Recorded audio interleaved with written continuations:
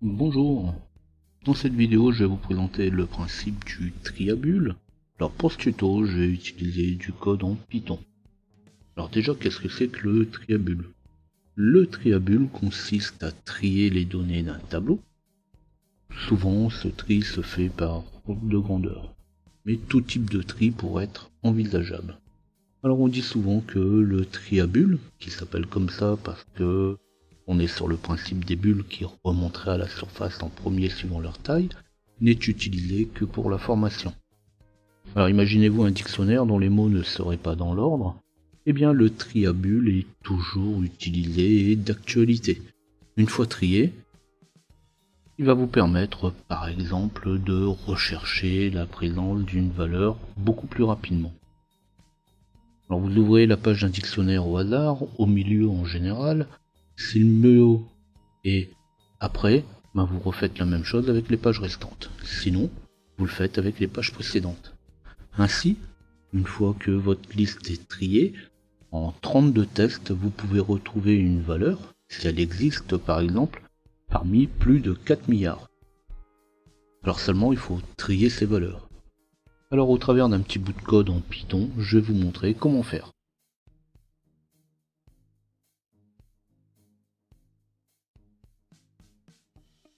Alors l'idée n'est pas de taper du code, vous retrouverez un lien dans la description de la vidéo où vous pourrez télécharger le fichier Py. Je vais donc ouvrir un éditeur. Alors ici je prends Visual Studio, mais vous pourriez le faire avec n'importe quel autre. Pareil, je prends Visual Studio avec du Python, mais ce code sera facilement adaptable à tout autre langage. Je vais donc commencer par montrer le résultat, puis je prendrai le code ligne par ligne pour en faire le tour. Alors il s'agit d'algorithmique, alors attention mal de tête, n'hésitez pas au besoin à revenir plusieurs fois en arrière. Je lance donc le code.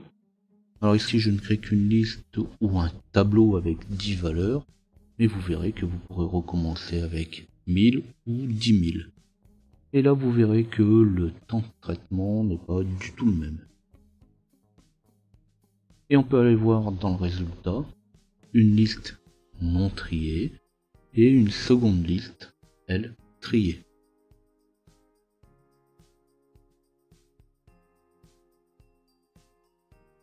Je reprends donc le code ligne par ligne.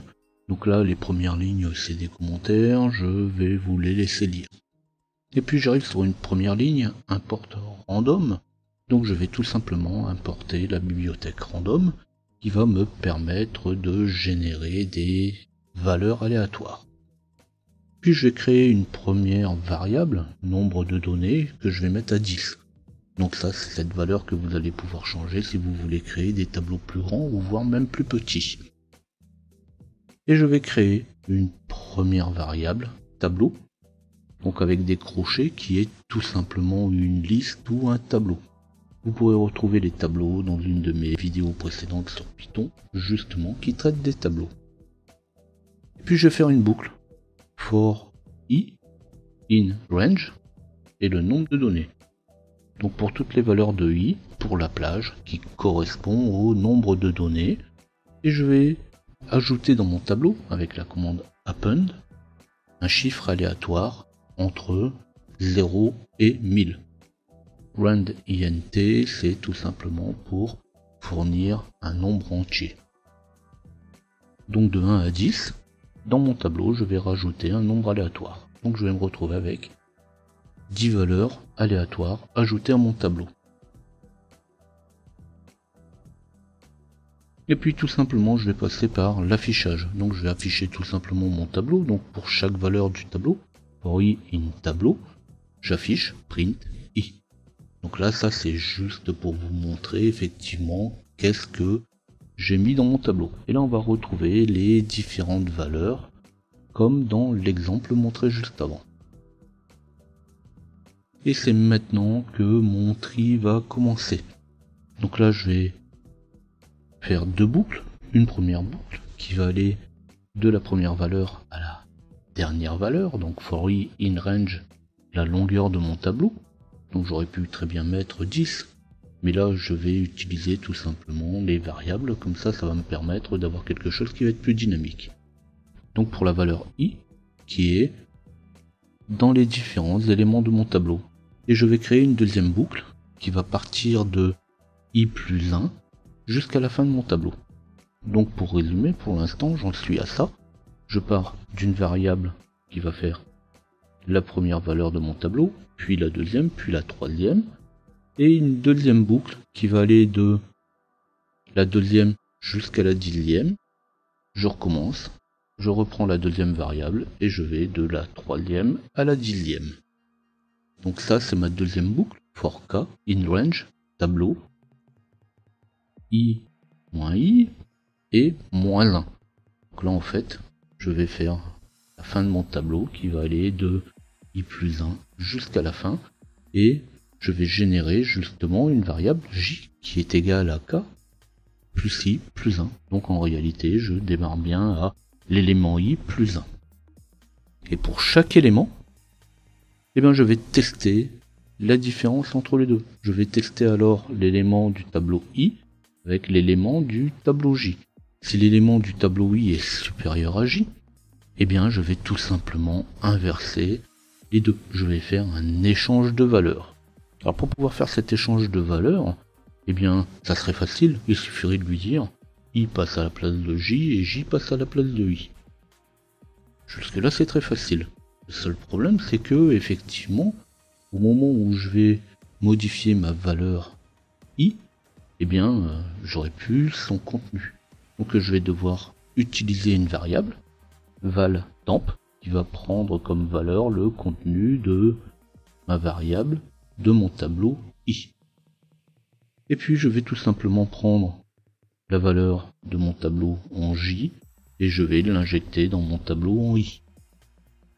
Donc j'arrive sur cette ligne, tableau i égale tableau j. Et puis, eh bien forcément maintenant je vais devoir remettre dans mon tableau j la valeur de i que j'avais au départ. La valeur de i que j'avais au départ, je peux plus la récupérer. Donc je vais aller la chercher dans cette variable temporaire, val temp. Et là j'aurais fait un échange entre la valeur de mon tableau en cours pour i et la valeur de mon tableau j. Donc effectivement, à partir du moment où la valeur de j sera plus petite que la valeur de i, et bien tout simplement je vais faire un échange entre les deux. J'ai terminé ma première boucle, j'ai terminé ma deuxième boucle, et puis je reviens à l'affichage de mon tableau. Mais cette fois, j'affiche mon tableau, for i in tableau. Je vais ajouter de toute façon l'affichage de ma valeur. Et là, cet affichage de cette valeur, de toute façon, correspond bien à mon tableau, cette fois qui est trié. Donc je résume.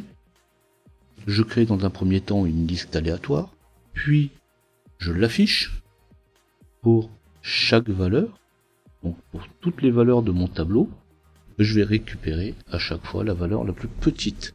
Et la valeur la plus petite, si celle qui arrive après est plus grande, je ferai un échange entre les deux. Et je termine par l'affichage du résultat.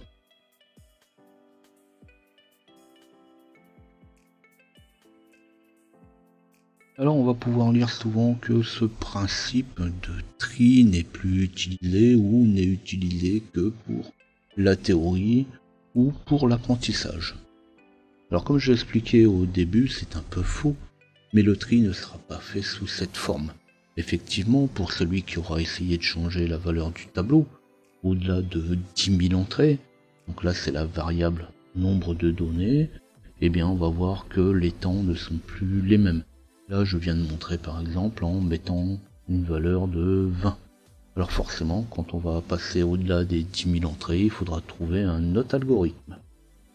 Alors on pourra alors optimiser le code en faisant des déplacements par bloc. Plutôt que de déplacer donnée par donnée, on attrape la donnée, on la déplace au bon endroit et on déplace tout le bloc en même temps d'un coup, plutôt que de le faire un par un. Donc là, à partir de là, effectivement, on va pouvoir gagner pratiquement 1 million de boucles. Si vous avez 1 million en entrée, ben vous allez gagner 1 million de boucles. Ensuite, on peut aussi travailler non pas avec un seul échange de variables comme ici je viens de faire un échange, mais tout simplement en faisant un échange de tableaux de variables. Au lieu de faire un échange à la fois, on pourra faire plusieurs échanges à la fois. De la même manière que plutôt que d'intervertir les valeurs, on pourrait très bien l'insérer dans le tableau. Alors pour vous, vous allez dire que c'est pratiquement la même chose, mais ici je mets ma variable temporaire, je fais un échange entre mes deux valeurs et je rajoute ma variable temporaire à l'emplacement. Si je supprime la variable temporaire, tout simplement en ajoutant la valeur dans mon tableau, eh bien je vais tout simplement gagner un tiers des commandes. Puisque là, au lieu de faire 3 appels, j'en ferai que 2. Donc je peux encore gagner beaucoup de temps dessus. Et puis ensuite, on peut terminer tout simplement par un tri uniquement de la partie qui est non triée. Si vous avez 1000 entrées dans votre tableau, vous savez que les 900 premières entrées sont déjà triées, eh bien on peut mettre tout simplement un marqueur en disant voilà, mon tableau, sur les 1000 entrées, j'ai déjà 900 triées.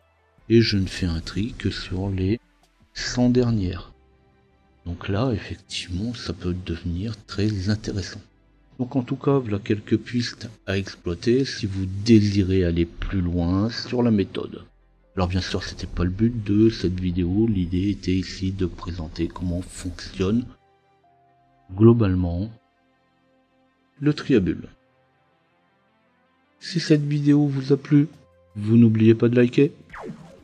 Abonnez-vous à la chaîne si vous désirez retrouver mes prochaines vidéos ou tapez LJP Info dans votre navigateur pour pouvoir me retrouver facilement. Si vous avez des questions, si vous avez des suggestions, n'hésitez pas à les laisser. Et on se dit à bientôt.